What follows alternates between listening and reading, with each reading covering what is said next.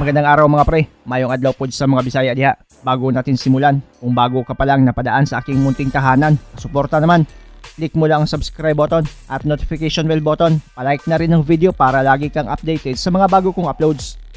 October 31, 2014, lumaban sa Australia itong ating kababayan na si Jack Assassin Assis kontra sa pambato ng bansang Brazil na si Isaiah Santos Sampaw para ito sa bakanting WBA Oceania Super Featherweight title. Galing sa 12 sunod-sunod na panalo itong Pinoy Assassin, habang galing naman sa 2 sunod na panalo itong Brazilian. May kartada ang Pinoy na 31 wins, 18 losses, 5 draws, 16 via KO, habang ang kalaban ay may record na 16 na panalo, 8 talo at 16 din ang via KO. Sabay nating balikan mga pre ang napaka-entertaining nilang bakbakan.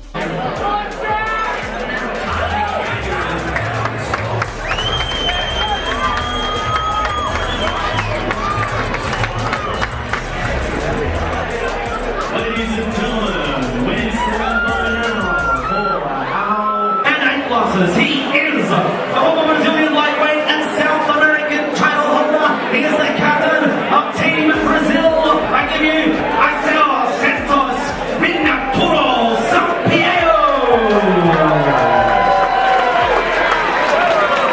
Philippines and Australian national champion. He is the fairy tale story of boxing. He is undefeated in his last 11 bouts. Ladies and gentlemen.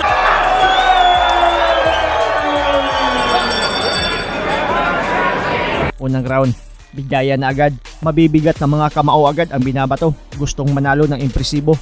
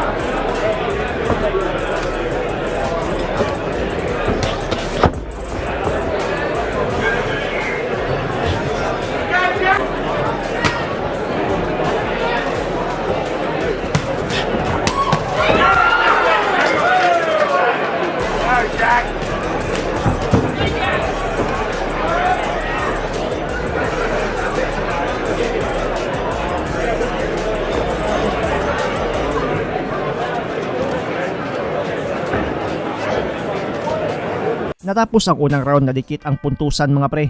Isang hurado pabor sa Brazilian habang 2 hurado naman ang pabor sa ating kababayan.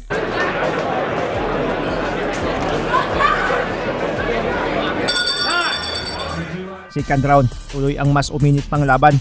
Pero minuto lang, huli ng pamatay na kanan ang kalaban at bagsak sa bakbakan.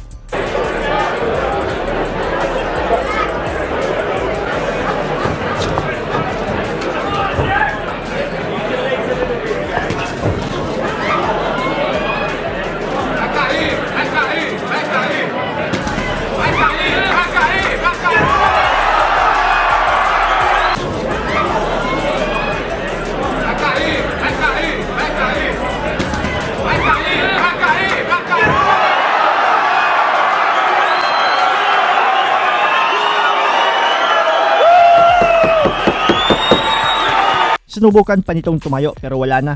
Di na umabot pa sa bilang. Kaya tinigil na lang ng referee ang nasabing laban.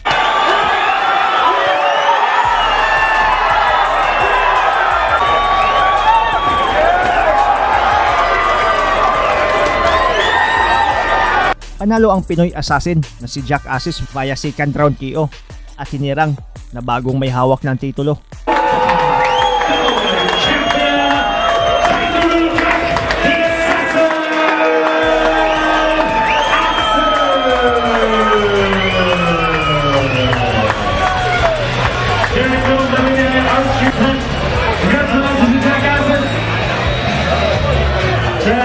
Asian Russians, ladies and gentlemen, this is a dream realized for a man that's come a long road.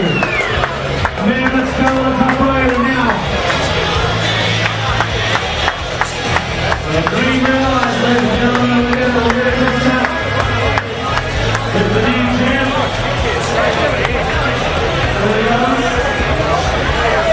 Ladies and gentlemen, First of all, I would like to thank my sponsor, Seven Russian and Christian Russian, and world. Thanks guys for coming. And Brendan, thank you very much for giving me that opportunity. And thanks a lot. Thank you. ladies and gentlemen, that is as last now we'll get. And the John Garvey Cup to Team Ano ang masasabi niyo sa video ito? Ang inyong komento, suggestion at reaction ay welcome na welcome sa baba.